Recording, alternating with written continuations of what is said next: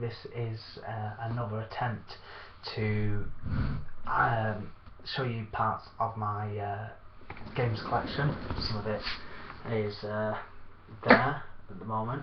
I did do one of these videos a bit earlier on, but the sound was quite low, so I'm hoping now that this just works quite a bit better, really. And then obviously I will get that video deleted. Like I say, this is really one of my first proper YouTube videos. Like I say, my name's Paul. I'm working for the Retro Asylum podcast. Obviously we're going through a few changes at the moment. We've got a load of good stuff lined up for future episodes. So really, today's just having a quick look at some of my collection and why I've bought these games, and yeah, just take it from there, really. Mainly my favourite console or computer is Super Nintendo. Obviously it is the most expensive one that I own to collect for, because some of the games now sell for stupid prices. Some are really overpriced. So even in the time that I've been collecting, I've seen the prices go up by about a third, and I've only been buying now for just short of 2 years. So that's basically where I'm going to start with my Super Nintendo games. I apologise for the poor lighting. I can always attempt to, yeah, we'll go for that. So here I've got my Super Nintendo collection. Majority of it is box now. There's a couple which are still at cart only. I suppose really start with a couple of the cart only ones, really.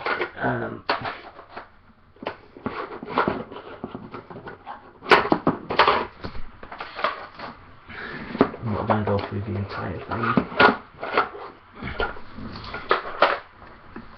I'm not going to go through the entire collection, but really now my entire cart-only collection really is that, so it's hardly any.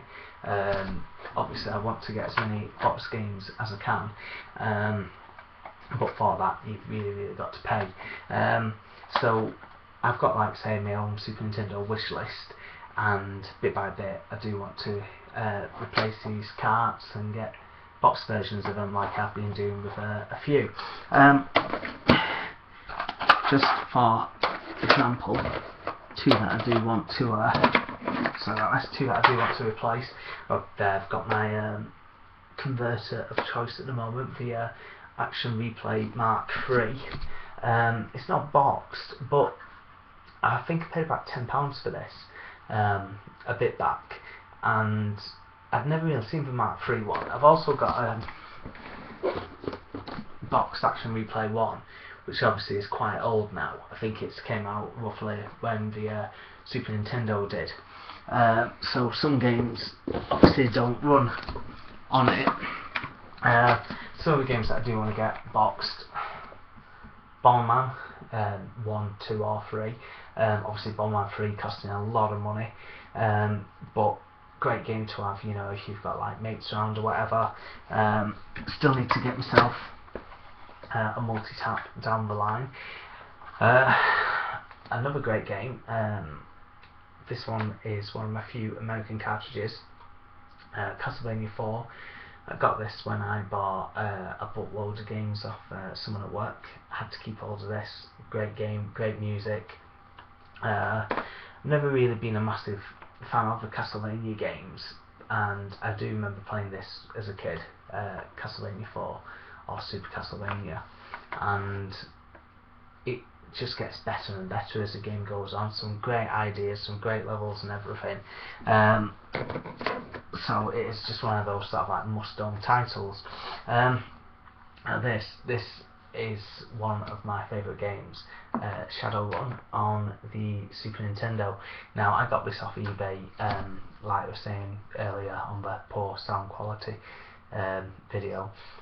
It was very cheap on eBay. I think it was just over a tenner, because the previous owner had coloured it all in with a black marker, so obviously it should be the normal grey SNES cart like it is on the bottom, but to buy this, even cart only, would set, well, it can set you back £25–30. To get it complete boxed, you're probably looking about 80. I have completed it since buying it again. One that I actually did, well, I've owned a few times, like from last time I was collecting, and it is on my to buy list. Just going to quickly mention a couple of bits. Like I was saying before, Secret of Mana is probably the most expensive game in my Super Nintendo collection that I own. This cost me just short of £50, and it's again complete PAL with instructions and map.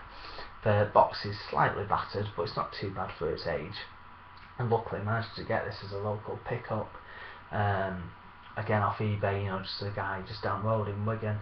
So yeah, that's really good. That's what I ended up treating myself with birthday money last November, and it felt weird using my birthday money to buy a Super Nintendo game, because obviously it's been quite a while since I did that. But yeah, Secret Mana, great RPG.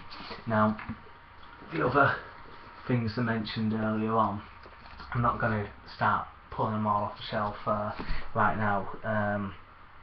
Mentioned the Strike series on the, actually I will just get these, the Strike series when I did a Ustream talking about the Mega Drive, because I always see the Strike series as a, well, Sega Mega Drive type game. So managed to own all three of them in almost mint condition as well. Like I said, this I got from a cash converter, like I say, a few quid.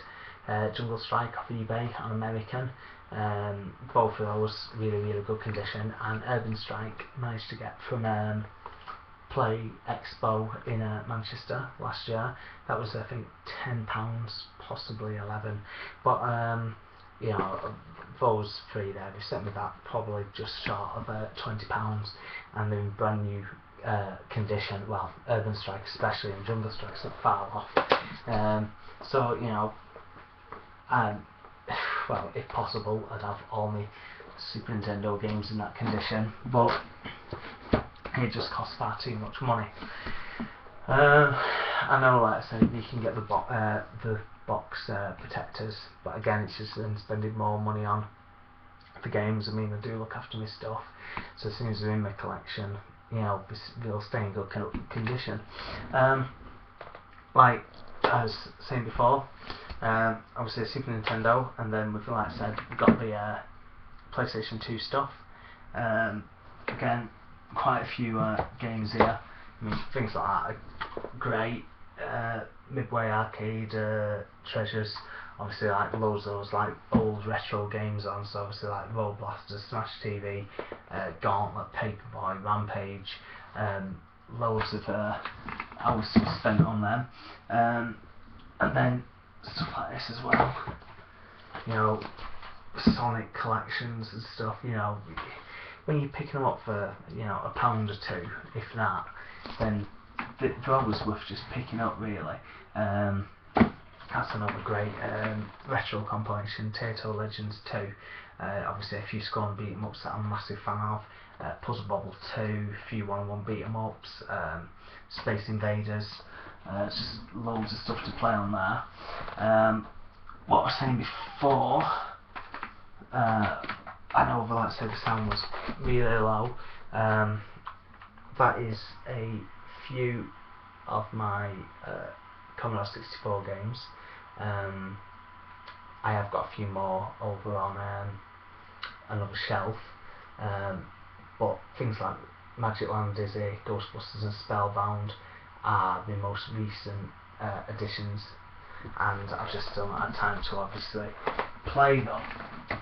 I mean, my Commodore 64 is set up, you know, just here. Also, up there you've got the Monkey Island poster, I don't know how well that can be seen, and we've got the Zak McCracken one. In fact, while I'm actually doing this, that angle probably looks a bit better, really.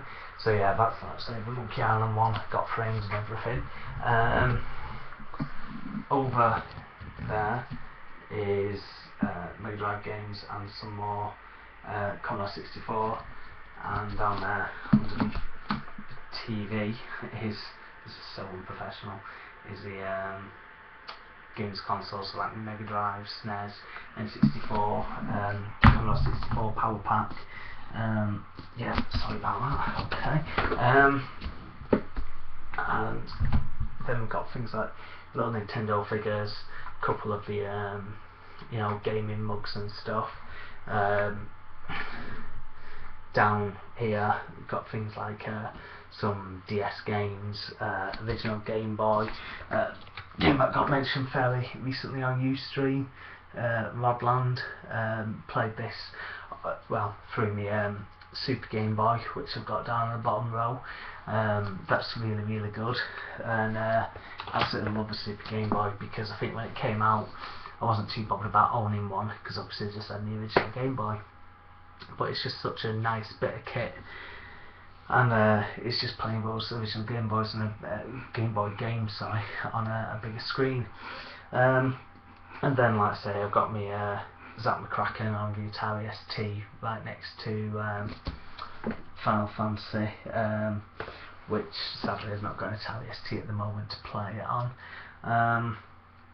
And really, that's it. Like I say, it's only just going to be a quick look, really. I will have a better in-depth look at other stuff. Obviously on the other side of the room I've just out of shot a lot of things like the games magazines. So again, like I said, I will be having a look through some of those, you know, old issues of things like Super Play, CBG and stuff like that.